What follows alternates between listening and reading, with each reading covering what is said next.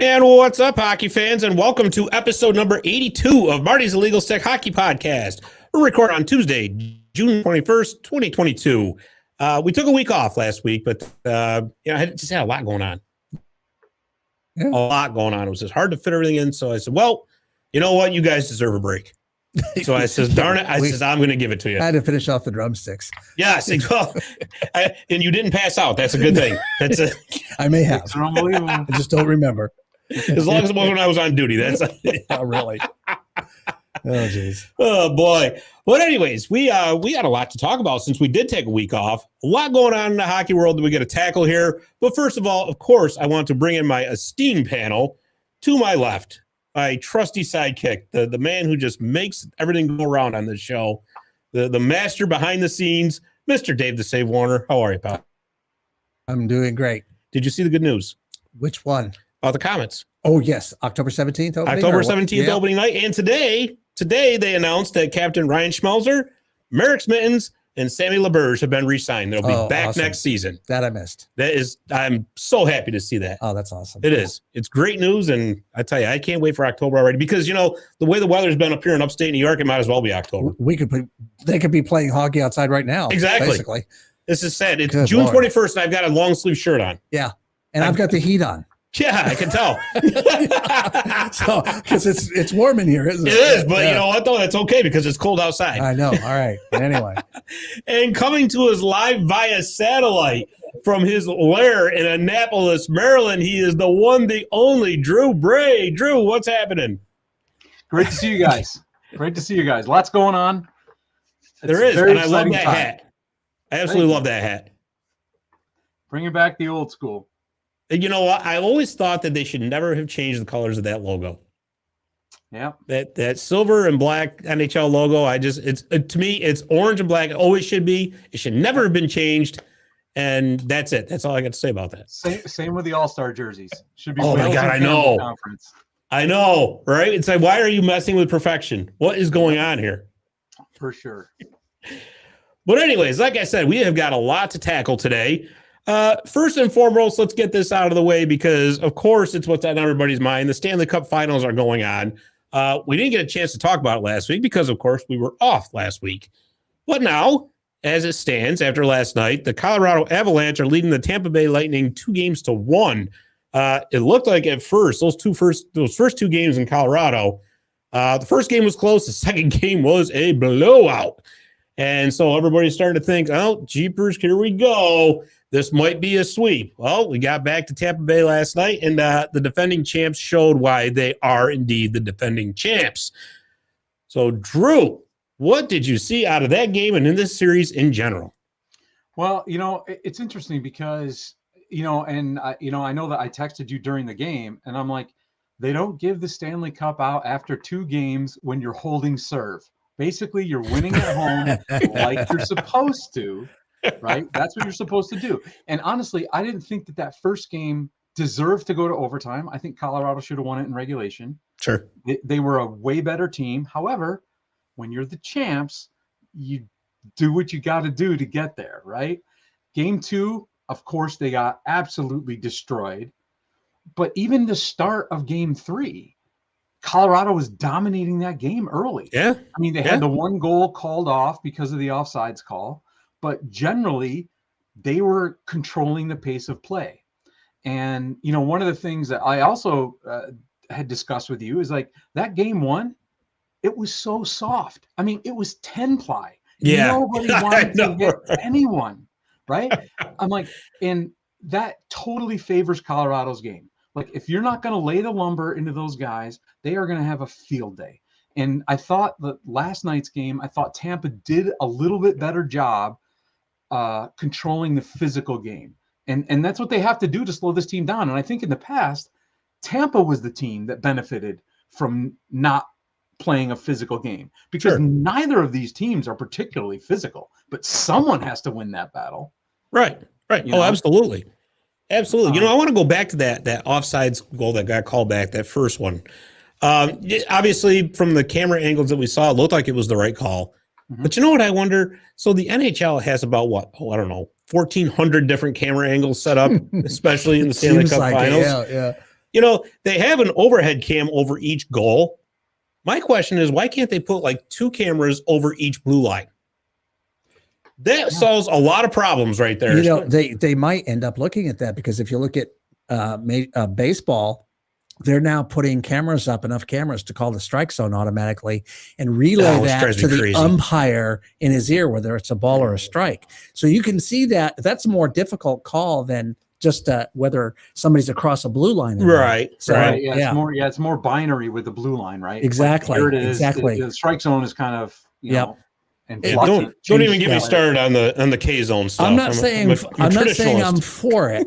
I'm just because I think that the bad calls are part of the game. Right. Exactly. So, but anyways, I mean, that's baseball though. We'll talk about that some other time. Oh, well, anyway, we were on the blue line. True. Blue line, third baseline. What's the difference, right? Yeah.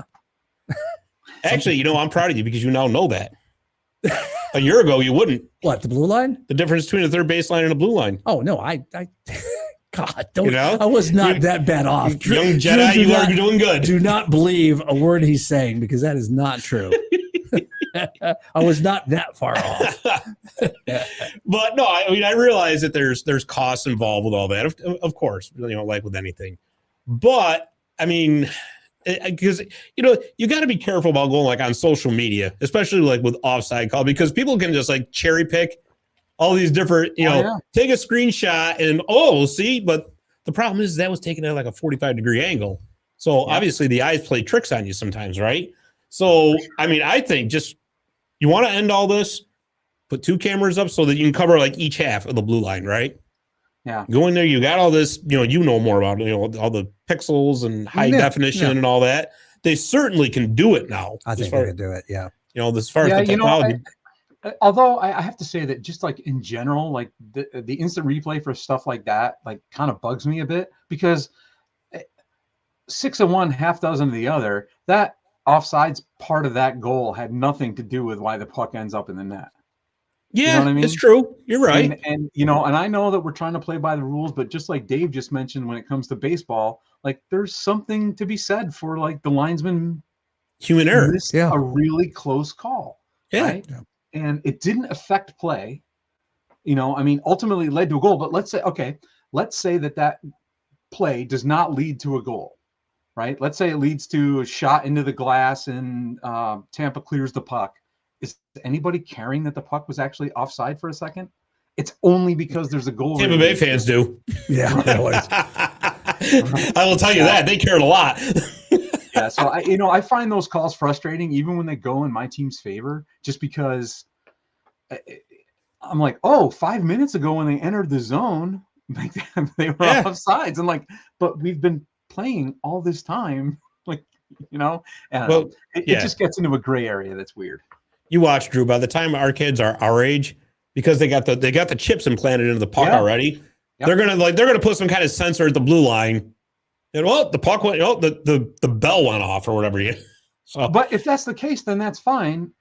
But that means that every single time that happens, we stop the play and we go to something else, right? Because if it was offsides, you should have stopped it then.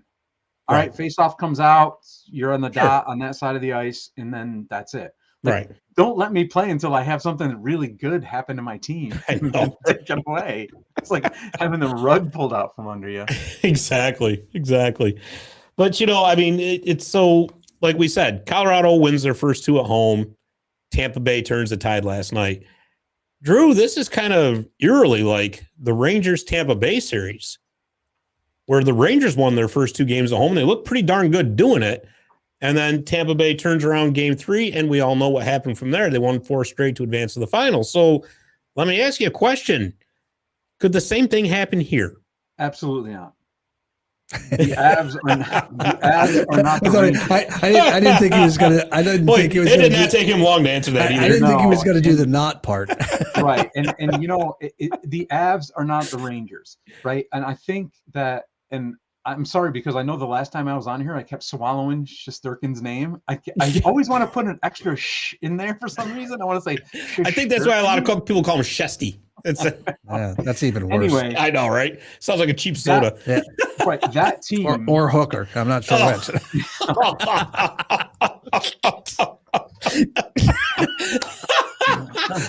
help myself.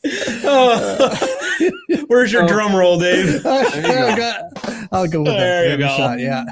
So that Rangers team was, and you know, I've said it since the start. I think that they're going to be a good team in the future. Shesterkin played out of his mind, but they were out kicking the coverage to even be in that series with Tampa Bay. I mean, they played amazing in the first 2 games. Shesterkin kept them in it, and they just couldn't break through on Vasilevsky. Now, the difference between that Rangers series and now what we're looking at with the Colorado series is basically Vasilevsky's not playing bad. He gave up 7 goals the other night and played amazing.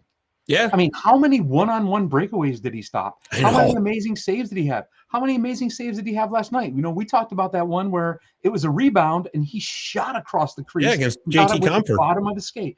Vasilevsky is still playing out of his mind, even though he lost a game 7-0. The difference is the quality and number of chances. The Rangers cannot match that firepower that Colorado is bringing from everywhere. That's why it's so hard to pick who's going to score for Colorado. Right. Because they're so stupid deep and they're so unselfish. Yeah. Like they'll look at a clean look at the goal and dish it to someone who's got a wide open net. That is the difference, I think, between the Rangers and the Avs in this series. And I think that I'd still think Colorado wins it. I think that it was anticipated that Tampa Bay would win last night. I didn't know that they would win as big as they did. That was impressive to put up 6. Sure. But you know, here's a question that I'll posit to you. Okay. If you're John Cooper, why don't you pull Vasilevsky when last he's down? Night? No, not last night. I was going to say, what do you? The game before when he's down 4-0, 5-0, 6-0. Those aren't empty netters. He's getting beat. No, and I don't understand that one, to be perfectly honest with you. I mean, who am I to second guess a coach that's won 2 cups in a row? But could you imagine what the backlash would have been? He's leaving Vasilevsky in, and Vasilevsky gets hurt in the 3rd period, say on a stupid collision in front of the net, or he pulls a hamstring or something trying to make a save because the guy was getting shelled, and then all of a sudden he's out for the series. And in a blowout game that you got nothing to gain because they're not coming back against Colorado. Forget that. And that's one that like is kind of a head scratcher. But then you're like, you know, goalies are a special breed mentally. Yeah. His ego or his whole his confidence, right? His confidence. Yeah. Like, but you know what though? A backup. It's not his fault. I mean, no. Like I said, he lost 7-0, but it wasn't because of a lack of great play on his part. And as a pro, you have to, if you get pulled, you get pulled. Yeah. And if it's really that you know, traumatizing for him to get pulled, then that's up to Cooper to say to him, look, this is not your fault. As a matter of fact, I'm doing this because I don't want you to get hurt in a game that we're not going to come back and win. And I need you for the rest of this series. Yes, exactly. Right? So. Yeah, that one was a head scratcher for me because normally, obviously regular season, he's given him the hook, not because he's playing poorly, but again, because of the risk of injury or something else that could potentially happen to him in a game that he has no chance of winning. I understand that they're fragile egos and fragile emotions about getting pulled, especially in the playoffs. You're not trying to create a goalie controversy, but I just thought, I was like, he's not going to pull him. 4-0, not going to pull him. 5-0, not going to pull him. No, I agree. I was wondering what he was doing, but you know, speaking of goaltending, I tell you what, if there is one thing that can derail this Avs train, it's their goaltending.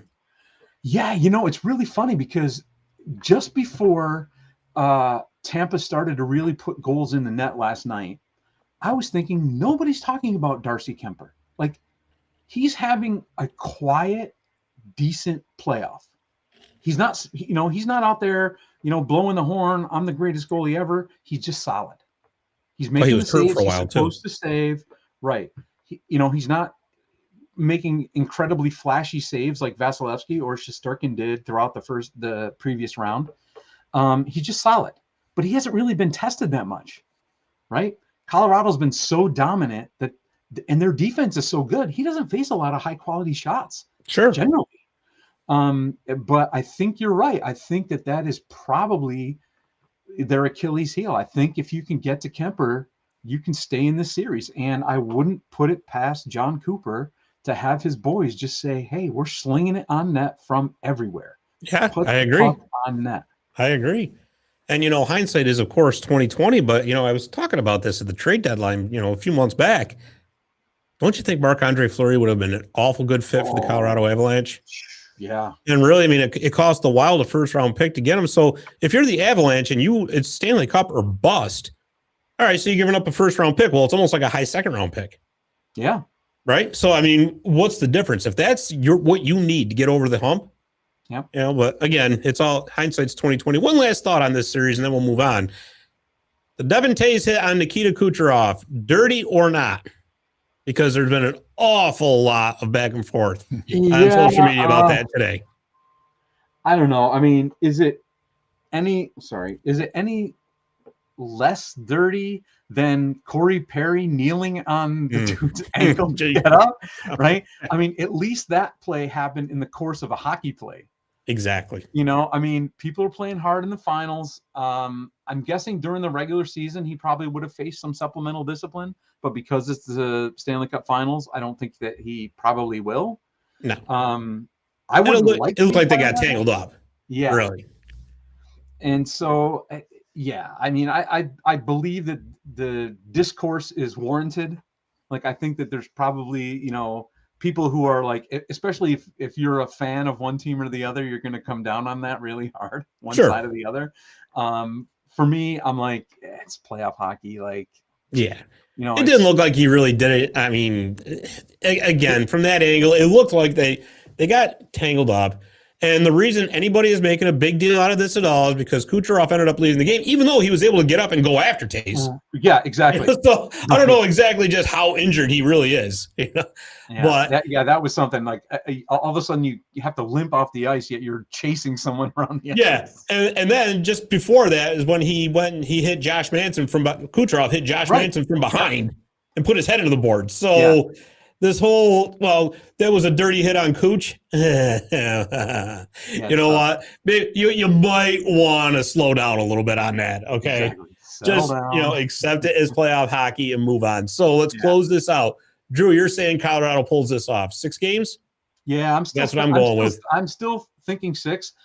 But to be honest, after the second game, I was like, maybe it's going to be 5. I knew it wouldn't be a sweep. No, I didn't think it'd be either. But I'm still sticking to 6. The champs are the champs, and like we've talked about with the Rangers series and other series, if you want to be the man, you got to beat the man. And Tampa Bay is without a doubt the man. They continue to surprise me with how good, how creative they are, and of course you have Vasilevsky as a backstop, so you're going to be in every game. Absolutely. So I still think Colorado in 6. Although the Burakovsky injury is very interesting. Yeah, it is because of his contributions early in this series. Sure. I haven't seen anything today. Are they saying that he's going to come back? Not a word. Yeah, interesting. Of course, it's par for the course of the NHL, right? Yeah, upper body injury. Yeah. Exactly. It's like a national secret, right? Yeah, day to day. Yeah. Dave the Save, what do you think? I'm going to stick with Tampa Bay, saying 7 and 2 reasons. 2 reasons. Okay. Goaltending. Mm-hmm. I think Vasilevsky is significantly better. And I think that they showed last night that they could shut down the speed of the Avalanche. Interesting. And so just on those, otherwise I'd say they're even, and then it could be a coin toss. Sorry. Yeah. Hey, well, we understand what you were getting. Yeah, I know. Something. As long as you didn't say it was a puck toss. Puck toss. It's all pucked up. Oh, but that, you know what? That is a good point he brings up, because Tampa Bay beat Colorado by basically taking their own game to them. Yeah, for sure. So that's a very valid point. Yeah. See, I know my young Jedi. Look at how much he's grown. I just listen, every show he makes me more and more proud. I'm telling you, you dangle ice cream in front of me and I'm good. Sticks are unbelievable, man. Oh boy.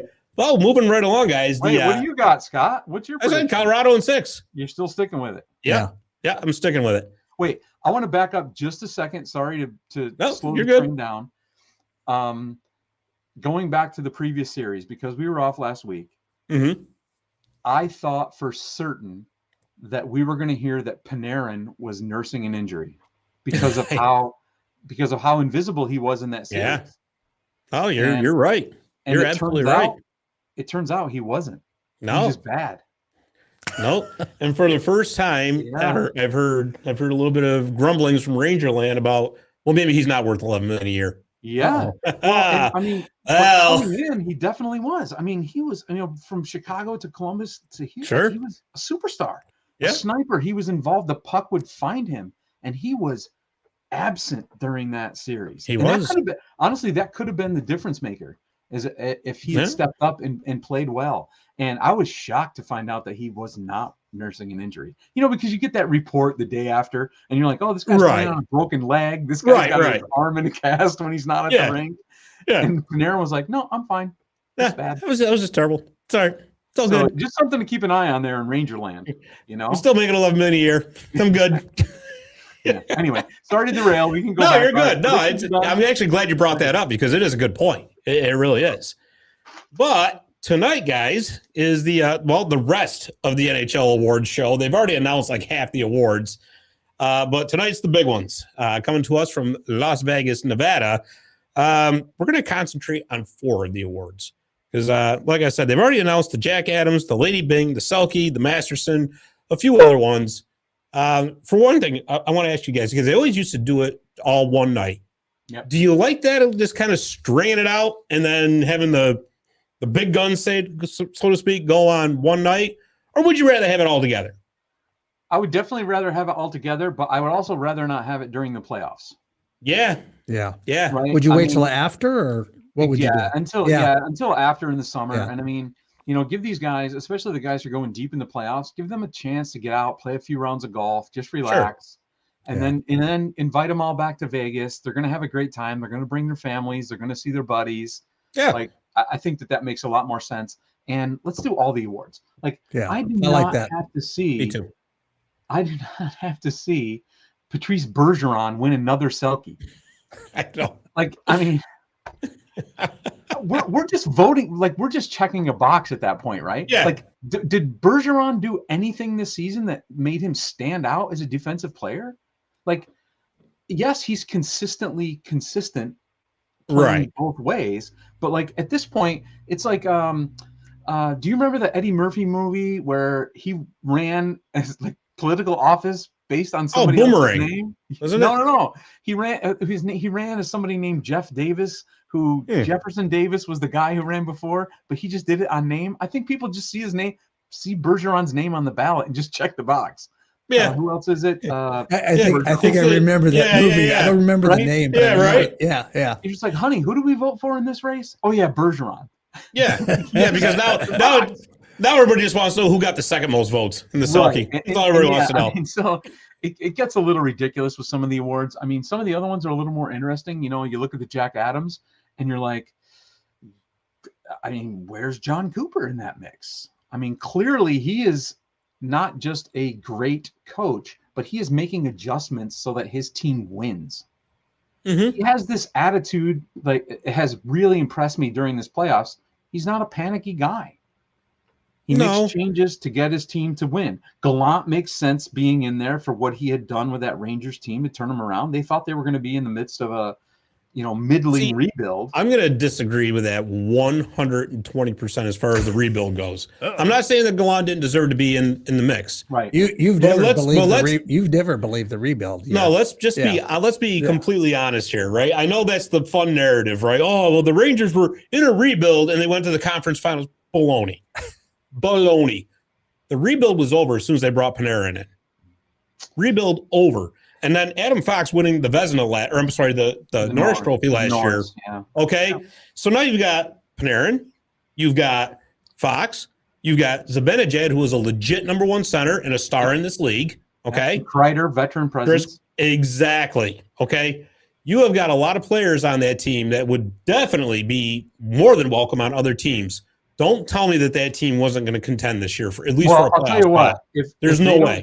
If Shesterkin doesn't step up, they might not make the playoffs. Yeah, maybe. Given those skaters, which, you have a Norris Trophy winner, you have a legit number one center, and Zibanejad is way more than a number one center. He's a sniper, he's a playmaker. Right. He is a legit superstar in this league. Right. But I mean, I think that Shesterkin was the surprise that the Rangers hoped he would be, but I don't think anyone anticipated how good he would be. Right. Right. But I mean, but again, even so, all I'm saying is that, usually when a team's in a rebuild, like, well, they've got these young stars that we're waiting for them to step up, and they might be a year or two away. Yep. Yeah, I think that the Rangers have legit narrative, star power. There's no rebuild's over. Sorry, guys. I think that they were kind of selling that narrative. Yeah, because really it sounds good. It's a feel good story, but sorry. Seen that movie before. You got too many good dudes that would exactly on other squads. Yeah, it's like the whole this independent film that came out of nowhere with stars like Tom Cruise in it. It's like, oh yeah, okay, sure.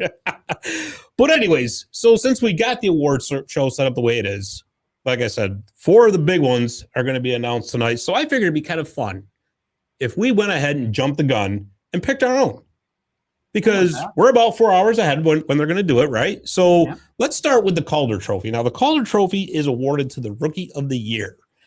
I know there's an exact wording for it. I didn't write it down. I don't care. Everybody knows it's the Rookie of the Year, right?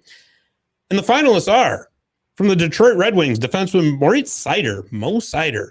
He played in 82 games, scored 7 goals, had 43 assists for 50 points. He had 34 penalty minutes, and he was a -9 on the season. Then there's winger Trevor Zegras. He played in 75 games, had 23 goals, 38 assists, 61 points, 50 penalty minutes. He was a -21 and created all kind of controversy with his Michigan goals.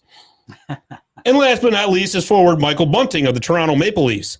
Bunting played in 79 games. He had 23 goals, 40 assists, 63 points, 80 penalty minutes, and he was a +27. So we're going to go to Dave the Save first. Oh, jeez. I wanted to see the look on his face. Yeah. Dave the Save, of those 3 I just mentioned, who should win the Calder Trophy? Bunting. Very interesting. What's interesting about Bunting, too, is that he's actually 26 years old. Really? He's like he's actually right on the threshold, because you can be up to 26 years old to win the Calder. Anything over that, sorry, you're too old, you're disqualified. Old guy. Yep. But no, he actually had a very good season playing on Austin Matthews' line. I mean, that certainly helps. But but he did. He had a fantastic season.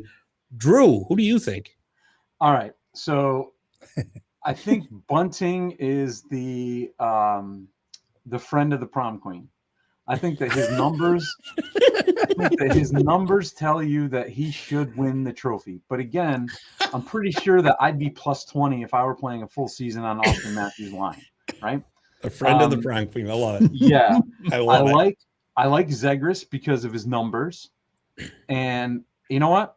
I love the Michigan goals. I love he's talking to his buddy, and I'm going to flip it to you, and you can bat it out of the air into the goal. I love his creativity.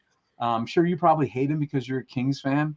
But I love watching this guy. I love seeing the highlights every night. Now, they don't give the Calder Trophy to somebody who's on SportsCenter every night. They don't care about that. But I also like Mo Seider.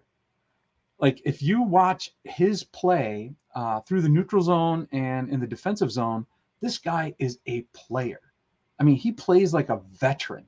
His numbers betray him by the fact that he doesn't have big flashy numbers. He's just a great player. I don't think that the Calder committee is gonna give it to Mo. I don't think that he probably doesn't deserve it. I mean, he's going to be a long-time player in this league. He's going to be really good, but I think Zegras gets the nod here, probably for his flashiness.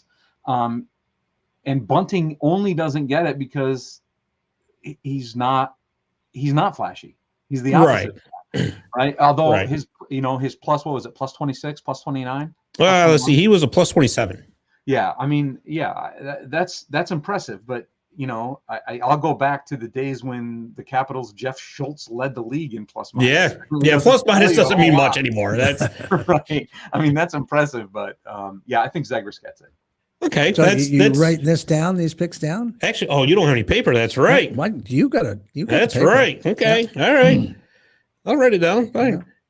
Dave Bunting, Drew Zegras, and now I'm going to give you my pick. So let me preface this by saying that just because Zegras plays for the Ducks, I don't hate him because you know what? He was a standout for Team USA, right? So go USA, and he's a New York State guy. So that's right. Yeah. From New York State, right? So it's almost like he's the home state guy, right? Yeah. Am I a big fan of the Michigan goals? Yeah, they're fun, they're flashy. I'm waiting for somebody to throw a shoulder into somebody trying one of these Michigan goals one of these times. Right, but that's what I've been waiting for. Tortorella says. Right. It's like, wow, how has this not happened yet? Whatever, it is what it is. Yeah. Right. And Zegras' numbers are extremely impressive. However, defense is one of the hardest positions in this league to come through as a rookie. It really is. Yeah. And let's be honest, I know Seider played 7 more games than Zegras. Zegras only had 11 more points than him. And this is a guy who's just all offense. He's really not known for his defense or anything like that. Mo Seider put up 7 goals and 43 assists as a number 1 defenseman, 21 years old, by the way, on a very bad Detroit Red Wings team. Yeah. Okay. Yeah, it's not like he's got other than Dylan Larkin, Bertuzzi, maybe Lucas Raymond to a point. He doesn't have a lot of help there yet. I'm going to tell you right now, and I wrote an article for Inside the Rink about this. The Detroit Red Wings are going to be very good in a couple of years. Trust me on this one. Yep. Rebuilding year. Yeah. Now that's a true rebuild, right? You're right. Exactly. See, look, the young Jedi. I love it. Yeah. That's a true rebuild. You're right. But for him to do what he did, like I said, on a Red Wings team that struggled for a lot of this season, I got to go with Seider. I'm sorry. Just because, like I said, especially as a rookie, defense is so much harder to play than forward. It really is. And especially given Zegras is on the wing for most of the season, there's not a lot of defensive responsibilities there. You know, what he did was great, you know, as far as numbers go. And I'm sure the league probably wants him to win it because, I mean, he's one of the upcoming flashy superstars, and it's going to look good to put that in his trophy case. Yep. But for me, my pick is Mo Seider. So all right, so we got him spread out on the Calder. We're all spread out here. I like it. Next up is the Vezina Trophy. The Vezina Trophy is given to the best goaltender in the NHL. And the finalists are, of course, Igor Shesterkin. Igor played in 53 games, had a record of 36, 13, and 4. He had a 207 GAA with a 935 save percentage and 6 shutouts. Next up is Jacob Markstrom from the Calgary Flames. He played 63 games, had a 37, 15, and 9 record, a 2.22 GAA, and a 922 save percentage. And last but not least, from the Nashville Predators, UC Saros, who played in 67 games, had a record of 38, 25, and 3, had a 2.64 GAA, and a 918 save percentage to go with 4 shutouts. So, Drew, I'm going to give you the low-hanging fruit here. Who is it? Well, I mean, come on. You didn't mention that Markstrom, the former Utica Comet? Right? Well, I was waiting for my speech, but... Oh, okay. Yeah, you just stole my thunder. Thanks. Here's the weird part, right, is I want to say Shesterkin because obviously he is the most of that group. He has shown the most. But you really can't count playoffs. And right. I mean, that's what they say. Apparently the voting is all done at the end of the regular season, so they say. But I do think that Shesterkin takes it here with the low-hanging fruit. I'll go with him. Mostly because, like, I didn't really pay much attention to him during the regular season. I mean, he was just kind of go along, get along. I mean, he was getting his wins. He only had 13 losses on the season. But I think that's, for me, that feels like low-hanging fruit. Maybe too low. But yeah, right. I think he takes his first Vezina. All right, Dave. Shesterkin. Yeah, I didn't think that was. Yeah. You didn't think I was going to even think about anything else. I don't know, though. I mean, sometimes you do that whole contrarian thing just to rattle the cage a little bit. No, it works out for you sometimes. It does, but no, I think he's a clear winner. Yeah. So this is and again, of course, former Utica Comet Jacob Markstrom, right? Yeah. At first, you're going to say, or at least in my eyes, yeah, it's Shesterkin all the way. How does he not win it? But you look at the numbers, and Markstrom had a great season himself. He was the workhorse in Calgary. Yeah. Granted, I know he only played he played 10 more games, only had 1 more win than Shesterkin. I get that. Relatively close in GAA and save percentage, and Markstrom had 3 more shutouts than Shesterkin did. But it's Shesterkin because without Shesterkin, the Rangers, I think you pointed it out very, very, astutely.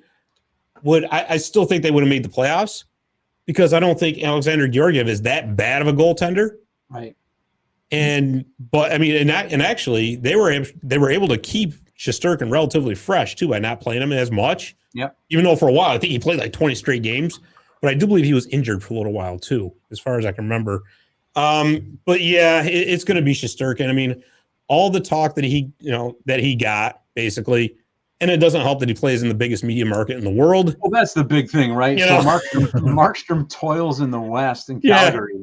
I mean, and I know that you being a Kings fan, like you watch way more late games than I do. Right. Damn, even if the Caps are on a West Coast road trip, I'm only catching about 50% of the games. Right. I'm not staying up. Right. 10:30 puck drop. And I will say too, I think Markstrom is helped out a bit by Daryl Sutter's defensive system. He's a great goaltender, don't get me wrong, but Sutter's they play that neutral zone trap that really shuts other teams down. Exactly. So, well, it looks like we got a clean sweep here. All three of us are going with Shesterkin for the Vezina. We're probably all wrong. I know, right? Yeah, now watch if Saros wins it or something. Yeah, exactly. By the way, Drew, you know what I just thought of? What's that? We should have had our cousin Chad on here, the gambling man. That'll be next, right? He's going to be texting us tonight. Oh, tonight I'm betting on the awards show because our cousin Chad bets on everything. Everything. That's why I said last night, I'm like, you're picking chalk. These are the guys that are going to win. No, I know. It's so funny because like every game, we have this little group text going, all right, guys, so what do you think of these picks? I'll wait to respond to him on purpose just to watch him sweat. But up next is the James Norris Trophy given to the best defenseman in the league. And the finalists are from the Tampa Bay Lightning. Victor Hedman played in all 82 games this season, scoring 20 goals, 65 assists for 85 points with 36 penalty minutes, and he was a plus 26. Up next is his counterpart in the finals, Mr. Cal Makar from the Colorado Avalanche. He played in 77 games, had 28 goals, 58 assists for 86 points to go with 26 penalty minutes, and he was a plus 48. And last but not least, from the Nashville Predators, Roman Josi.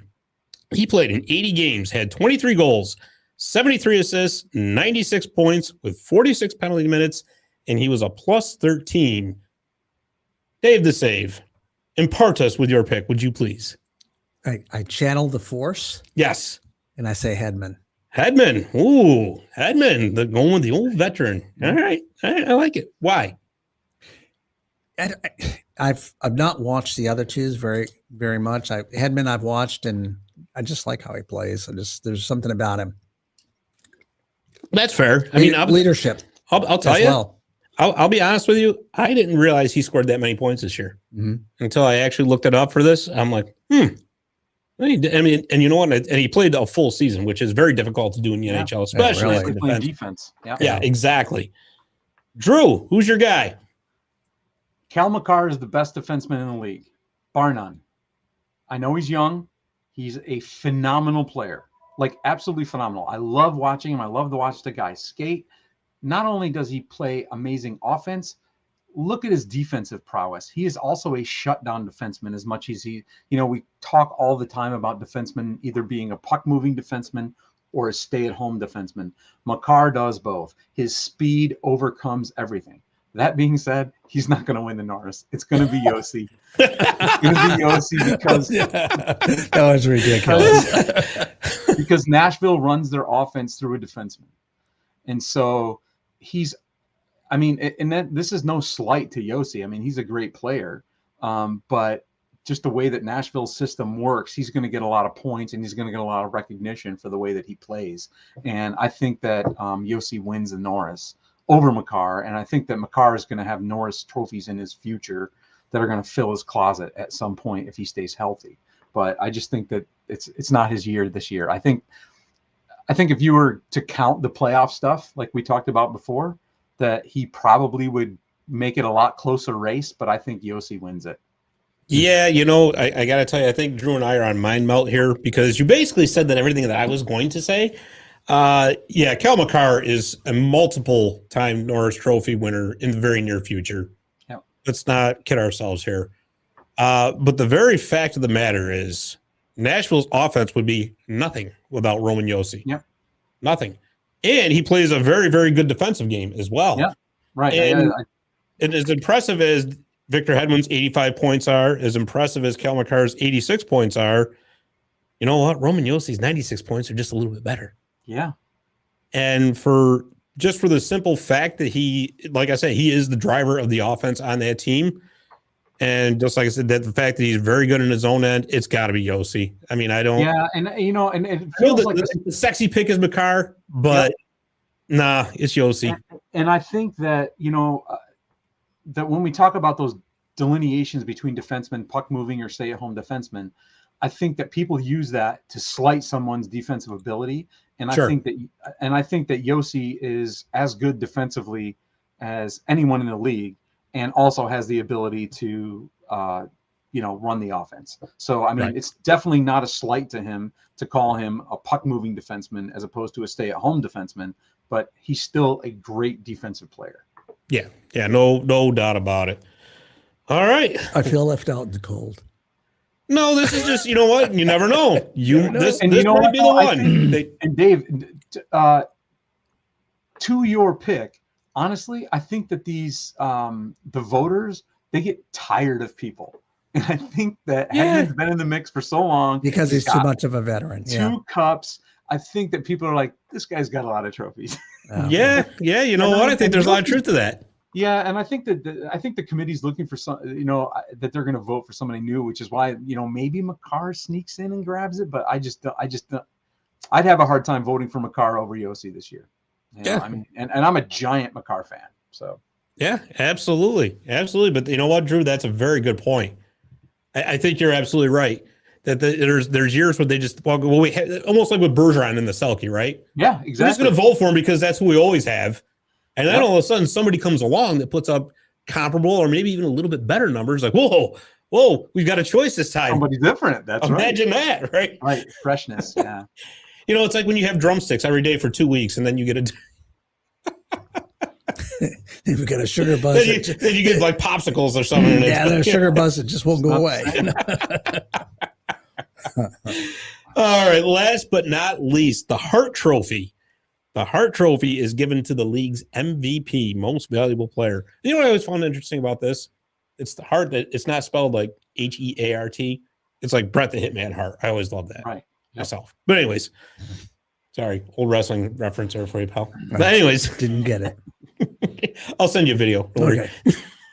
Anyways, the candidates are from the Toronto Maple Leafs, Austin Matthews. Austin played in 73 games, scoring 60 goals, 46 assists for 106 points. He had 18 penalty minutes, and he was a plus 20. From the Edmonton Oilers, Connor McDavid. Connor McDavid played in 80 games, scored 44 goals, 79 assists for 123 points. He had 45 penalty minutes, and he was a plus 28. And third, interestingly enough, is Igor Shesterkin, the goaltender we've already given the Vezina Trophy to from the New York Rangers. I'll give you his numbers one more time just so you got it fresh in your head. 53 games he played in, 36, 13, and 4 was his record, 2.07 GAA, 935 save percentage with six shutouts. All right, Drew, I'm going to throw the hardest one to you first. Well, who's your Hart Trophy winner? All right, I don't think Shesterkin wins it. I think he does catch the Vezina. It's really difficult to win MVP as a goalie. Now, there's always been talk about like, what does most valuable player mean, right? Is it most valuable to your team, most contribution to your team's success? Matthews has a great surrounding cast. He's an amazing player. Like sometimes when he has the puck on his stick, I'm amazed at how skilled he is and how small a space he can put the puck in. I think it's tough for a goalie to win MVP. Because although you're on the ice all the time, maybe the goalie should win MVPs, right? These other guys are taking time off. I think McDavid wins it.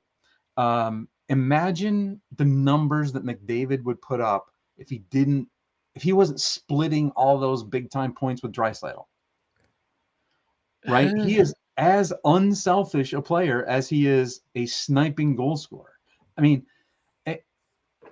and the way that he plays is, I mean, McDavid is, if you watch him compared to some other superstar players, he's an end-to-end rush guy. right? His rushes are phenomenal. And we saw a flash of that with McKinnon in the Blues series when he went end to end and roofed it to put St. Louis up, right? And I think that McDavid, like skill wise, speed wise, I think that McDavid is your guy. I could lean, I could probably be sold Matthews, but I think McDavid wins it. Yeah. So, well, I mean, that's a good point. Dave, who is your MVP? The guy I call Conor McGregor. McDavid, yeah. I did that all through the. Yeah, right? Yeah. Any particular reason, or just because he's got a cool name? No, he's exciting on the ice. I think that end to end, just the way he gathers up speed, and just he's impressive to watch. Very good, very good. But the hard thing there is, and I mean, Scott, we've talked about this too, is that like you watch Sidney Crosby and he makes everybody on his line better. I don't necessarily think that McDavid does that. That was my point. That's why I was going, when you were talking. I know I struggle with that. Because when you say unselfish, I get what you're talking about. Right. But the very fact that for them to really drive offense like they had to against the Kings in game 6 and 7, they couldn't separate Draisaitl and McDavid. Yeah. Draisaitl's supposed to be their second line center. So that actually hurts the team in the regard that it takes away your center depth, which is obviously what you need to win. Yeah. But let's not kid ourselves. Conor McDavid is the most exciting player in the league beyond a shadow of a doubt. Yeah. Now, Austin Matthews did what we just said Connor McDavid really doesn't. Makes players on his line better. Yeah. Because he made Michael Bunting a finalist for the Calder trophy candidate. Right. So there's that. And Igor Shesterkin, to me, is about is a very qualified candidate to be in the MVP race as well, because you're right, he's on the ice all the time. The only thing that's working against Shesterkin is he only played 53 games. Yeah, and so I think it hurts you to be a rookie and be in the MVP race too. Like I think they're looking to reward somebody who's been in the league and showed performance over time. Yeah. I mean, I understand that part too. And it's been, Carey Price was the last goaltender to win an MVP. Yeah. So I look at it as, what would this team be without this particular player? Okay. That's kind of how I judge an MVP. Like I said, I still think the Rangers make the playoffs if Shesterkin is even normal. Okay. I'm not saying forget he wasn't going to be gone, but let's just say that he was normal or above average, because he was practically superhuman when he played. Yeah. Oh, yeah. But even if he was just normal, I think with them having Georgiev there, they at least make the playoffs. I'm telling you that right now. I believe that in my heart. He almost made me a Rangers fan. Oh, good guy. By himself. Really? Yeah. No, seriously. You were going to trade in your Buffalo Sabre fandom for one guy. Yeah. That way your dad would like me. Oh, boy. You really want Gumps love that bad? I mean, yeah. Trade jerseys. Hey, well, listen, I mean, not for nothing. I didn't go over to the Rangers, and, he says he still likes me. I haven't heard that. I heard you guys fighting in the parking lot all the time. No, that's just how, that's how Kinvilles communicate. Don't worry about it. Okay, that's all right. I really wanted to go with Austin Matthews here, but Austin Matthews also has the luxury of having John Tavares, Mitch Marner, William Nylander, Morgan Riley on his team. So there are an awful lot of other parts in Toronto that you got to worry about besides Austin Matthews. Whereas in Edmonton, once you get past McDavid and Draisaitl, where's their depth, right? And for McDavid to do what he does without that type of depth, I got to go with McDavid here. I do. Yeah, it's tough though, because it's really hard to say just compare it to so does that mean if I'm a superstar, I want to be on a crappy team so I can be better? So you can get MVP, right? Well, really what though? And that's kind of the opposite though, isn't it? Well, no, because if you're not making the playoffs, what are you doing for your team?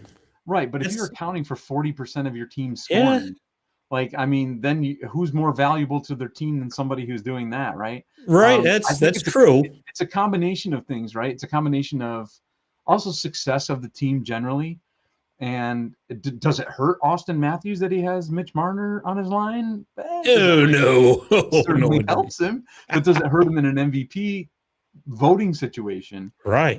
It may, because because Marner is going to get his, and he's going to get a bunch of goals and assists, and those are goals and assists that are happening when Austin Matthews is on the ice. I mean, I totally agree with you about McDavid, but it's just the MVP is such a weird category, right? It's like, is it MVP of the league, MVP of your team? Yeah, what is it? Right. Who do you want to see? But I mean, I think we're all in agreement that McDavid wins it. I mean, he's just, if you talk about just a generational talent who does it himself, like, that's it. I mean, I love watching him. I mean, when he comes to Washington, like, I try to get Caps tickets for those games just to watch him. And I mean, I hate it because I'm always on the edge of my seat when he touches the puck, because something good happens every time he's on the ice. Right. Well, that's dangerous. That's the whole thing. Yeah. But I mean, and by the way, I do have to say that, when I say that, well, maybe the MVP, his team didn't make the playoffs. I just want you to know that I'm still traumatized from when Mario Lemieux ended Wayne Gretzky's Hart Trophy streak, and he didn't make the playoffs. Right. That's a tough one to swallow. That hurt. That hurt a lot. So I think that's about it, right? I think we've covered all 4 categories here. Yeah. And, well, I think it's time for a commercial break. Let's do it. All right. Visit My Little Falls and stay connected with the latest news, information, and events in the city and the area. Our mission is to generate interest in the community and connect residents in a more meaningful way by facilitating deeper conversations about how these stories will shape the future of the Mohawk Valley. Join thousands of weekly visitors who stay up to date with feature stories, interviews, videos, our event calendar, and print publication, the Mohawk Valley Express.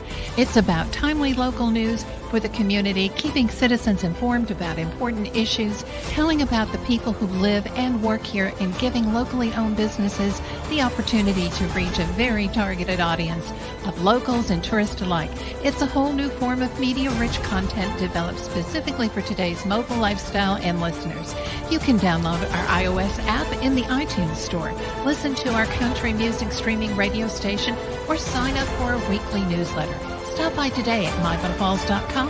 You'll be glad you did.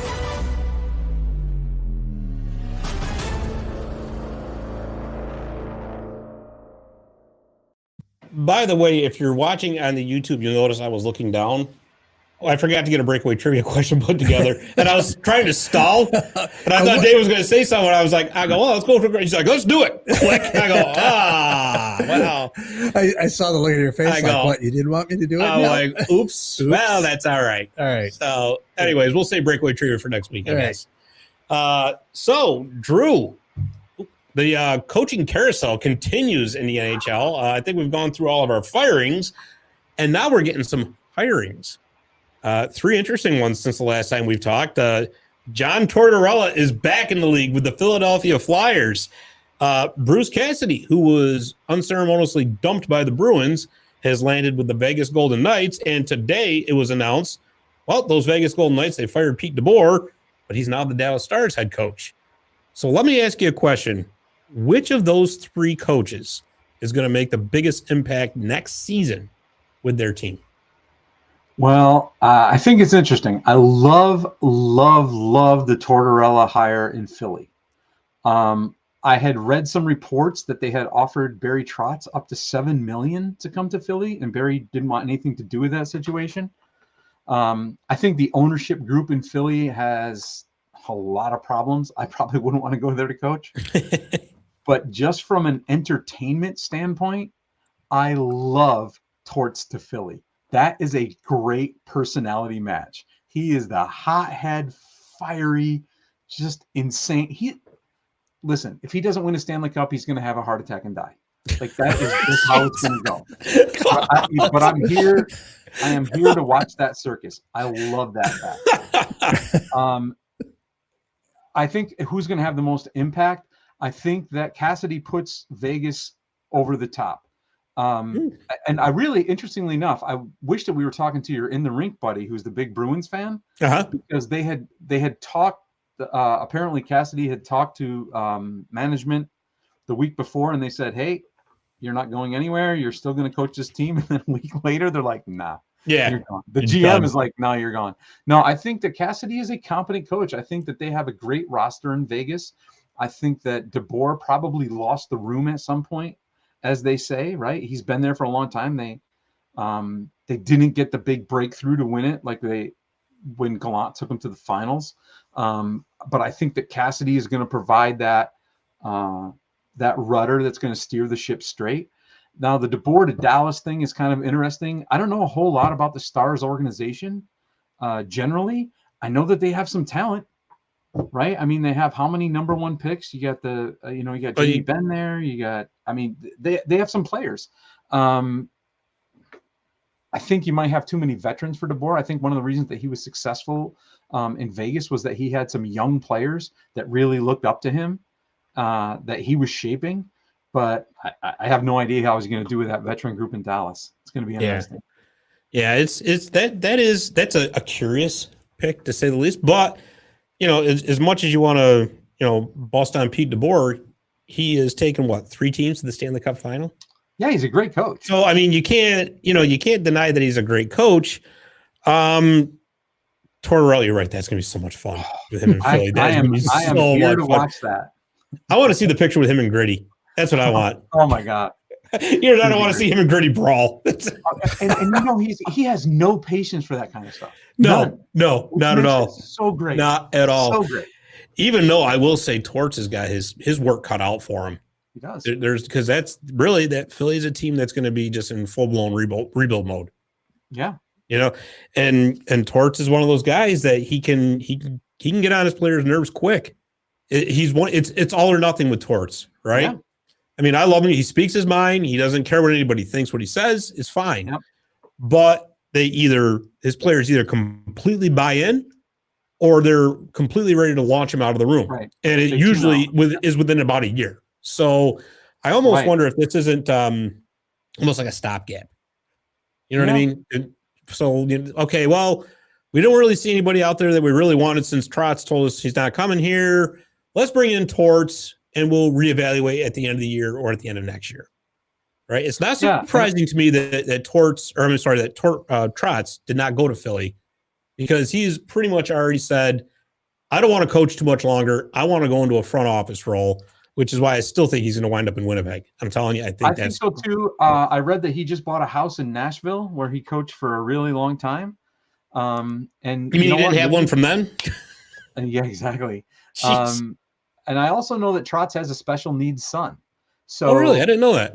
Yeah, he does. And he does a lot for autism charities, like a ton of work there. Oh. And I think that I'm pretty sure that he started a big organization in Nashville. And I think that that's probably why I'm not saying he's going to Nashville. I agree with you. I think he's going to Winnipeg to go to his hometown to kind of run the string out. And then he's going to be done coaching. But I think that he's probably targeting a front office position with Nashville. And it's probably something that he's earned just because of the time that he spent there. Sure. And anywhere he goes, Mitch Korn goes. So your goalie's going to be amazing. Right. Oh, Mitch Korn with Connor Hellebuck. He's the best goalie coach in the league. And so, yeah, I think he does go to Winnipeg. And I think that makes sense for him. Although $7 million, that's a lot to turn down. That's a lot of money to turn down. But you know what? Yeah. He doesn't want the headaches. He knows that Flyers organization, the front office is a disaster. Right. And I don't think Torts cares, which is also why it's going to be a great watch. I mean, I don't think it matters really what Torts does. I don't think the Flyers are going to climb out of the bottom half of the Eastern Conference this year. I think of those three, that of course Cassidy is going to have the biggest impact, but it may not go the way people think it will. And I'll tell you why. Because, I mean, and all my buddies inside the rings, their heads are probably going to explode when they hear this. But here they go. Bruce Cassidy and Connor Green said it when he was here a few episodes back. The players got sick of him in Boston. They got sick of him, right? They were tired of his heavy-handedness. They were basically tired of his way, or the highway. What's he going to in Vegas? Okay. He's going to a veteran-heavy team that if he gets on their nerves, that could spell trouble, okay? Yeah. Not only that, this is a franchise that is under the gun to win right now. Yep. because they got no wiggle room on the cap. So, I mean, it's basically, here's what you got. Work with it. And I'm going to say it right out. I'm just going to come right out and say, basically, I think what a lot of people are thinking. A hard-nosed coach like Bruce Cassidy with Jack Eichel. Jack Eichel couldn't get along with Ralph Kruger, who is the nicest guy in the world. How's this going to work? How is this going to work? A hard-nosed coach like Cassidy telling Jack Eichel what to do. Oh, that's going to be interesting. Eichel's going to be injured anyway. Well, but here's the other thing with that Vegas team, right? You bring up a great point because you've got Eichel coming off a major neck injury. I mean, it didn't affect him last season when he came back yet. Right. And, I hope it doesn't because you never want to see injuries affect a player. Never, ever. But you got Mark Stone coming off major back surgery. Yeah. Right? So you've got two key players right there that you're playing with a house of cards right now. Right. Pardon the pun, being in Vegas, right? For sure. Definitely fragile. So you've got that. You've got no wiggle room. You've got no prospects coming through. And you've got a coach. He's going to come in and lay down the law. And sometimes that works. No doubt about it. Well, and I'm telling you, the linchpin here is Eichel. If he doesn't buy in, that's going to be a major problem. I think he'll respect that strength coming in. You think so? I think so. I think a strong guy like that, if he's a good, strong guy, I think he'll respect that. I think they're going to have to win early. Yeah. Well, because I'll tell you what, if they struggle out of the gate, everybody sucks. Yes. Right. If they struggle out of the gate, I'm telling you, it's a recipe for disaster. Yeah. I mean, winning cures a lot of those ills, right? I mean, like you said, if they get out early, get some dubs, start putting together some strings and some streaks and start getting some dubs, I think that Eichel buys in, right? It cures everything.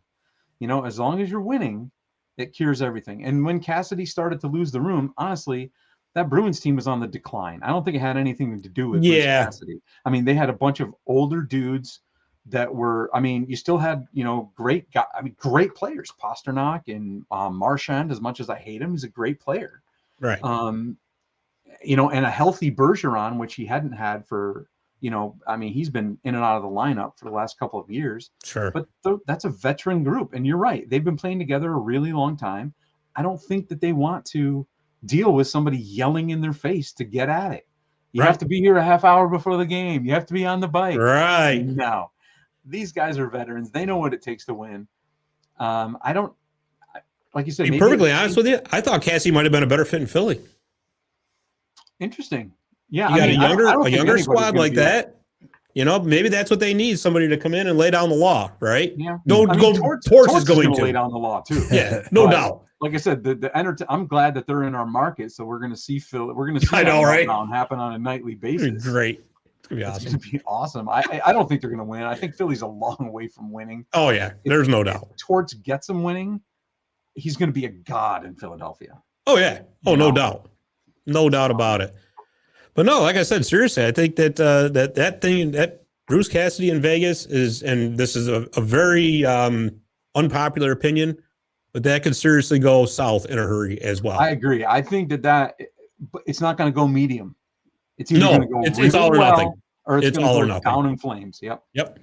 And it's very interesting to see, and you bring up a great point, what's happened in Boston. That because apparently the general manager there, Don Sweeney, didn't want to fire Cassidy. That came from up above. Team president Cam Neely said, no, he's gone. And so there was a lot behind the scenes. I don't know if there were players going to him saying, we can't stand this guy anymore, blah, blah, blah, blah, blah, blah. But now Bergeron's a free agent. He might not be back. Yep. There's rumors that he might actually go to Montreal to finish his career out because that's where he's from. Yeah. That's where he's from, right? Or he could just decide to retire. And now did you see and of course it's all rumors and all that, but you see that possibility of Pasta getting traded? I can't imagine. If I were a Bees fan, I'd be losing my mind if that happened. Who's going to sell the Dunkin' Donuts coffee? Yeah, right. Well, whatever team he gets traded to, that's who. But yeah, so I tell you, I think seriously, starting even next season, Eastern Conference is going to start looking a lot different. Yeah, and I think there's going to be a lot that starts looking different. Honestly, you're going to have the Bruins on the downslide. I think the Penguins are going to start, sliding down a little bit. You got teams on the rise. You got the Sabres. You got the Devils. Yeah, I mean, I think really you're looking gonna for next year, along with the Red Wings. Yeah, I think make things interesting. Yeah, I think you're looking at an aging Capitals team too. That's sure. I mean, we talked about the Backstrom injury and what kind of rehab that may involve, like especially if he can't come back. Oof. Hip resurfacing, and you have $9 million tied up, right? Yeah. I mean, granted, you may be able to LTIR him, but that doesn't matter in the offseason going into the season. Right. You need him on the ice. And you look at these teams that have won and been at the top of the standings, and I think it's going to be a little bit more of a battle now. I mean, you got the upstart Rangers, who are going to be super competitive next year, as long as Shesterkin's even half as good as he's been in the playoffs. Yeah, I think you're right. I think you're going to look at a standings board that's going to look different than we're used to seeing over the last 5, 6, 7, 8 years. Sure. And you know what? Even to that point, even for Vegas, right? I mean, everybody suddenly thinks that because they brought Bruce Cassidy, they're a lock for the Pacific Division. Not necessarily.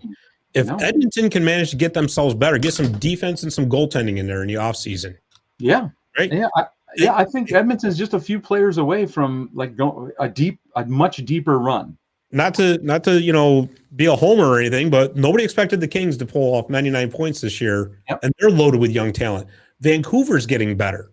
Yeah, Vancouver really is. I think Calgary was kind of a smoke and mirrors kind of thing, but that Central Division is still going to be extremely tough, and especially, I'm telling you right now, if Barry Trotz goes to Winnipeg, watch out. Yeah, it's going to be watch out because that team's got talent. Yep, they really do. So I think your point about the Sabres is interesting. Youth and talent. Yeah, exactly. You're stacking those picks after losing for so many years. You got some players coming in, like they're loaded. Exactly. I mean, they may not be superstars yet, but they're not garbage players by any means. No, not at all. I hate to say it, but I almost can't wait for the summer to get over so we can get back to hockey already. I know. Like I said, I think before we even went started the summer yet. What are you talking about? I know. It hasn't even shown up. Like we said, even before we went on the air, it's like I love watching these Stanley Cup Finals games, but every one of them is a reminder that we're getting closer and closer to the end of the season. It's almost like watching like the last episodes of your favorite show. Yep. The series finale. Yeah. It totally is. And I have to give kudos to my wife that she's really been clearing the runway for me to watch these games because, I mean, we're in the midst of swimming and camp and getting these kids here and there. And she's just like, nope, Dad's watching the finals tonight. Like, awesome. I'll read to the kids. Awesome. That is awesome. I'm very fortunate that my kids are older. Right. They can put themselves to bed. Dad's watching hockey. I'm going to my room. That's it. Oh, well, I think that's about all the time we got, guys. I mean, there was a lot more, but we could probably go for 2 hours, but we won't. We're going to save some for next week because, damn it, we're not taking a break next week. We'll still have so much more to talk about. Drew, are we awarding the trophy next week? I think so. You think the cup's going? Well, you're looking at Game 4 tomorrow. Yeah. And it's every other night from there on out. So I think we're going to be talking about a champion one way or another. And good. We'll have to discuss some of the we'll see how our picks matched up. Oh, yeah. We'll see how that goes. Oh, for sure. That's tonight, right? Yeah. So we'll definitely have some fun. But Drew, thanks again for coming on. I love having you here as a co-host. This is great. Oh, it's great. Yeah. I love being here. I mean, there are a few people that I can get nerdy and talk about pucks with. So I love it. It's not dinner time conversation, but I love it because I have someone to talk to. Absolutely. And of course, Dave, your knowledge just impresses me more and more every week. Hey, what can I say? Yeah. Dave's a beauty. Absolutely. Just so you know, you can also find us on Facebook, Twitter, Instagram, and of course at martyslegalstick.com. Also check out some articles InsideTheRink.com if you're looking for some brand new hockey content every single day. So for Drew Bray, for Dave the Save Warner, I'm Scott Kinville. Thanks for listening, and we will see you next week on Marty's Illegal Stick Hockey Podcast.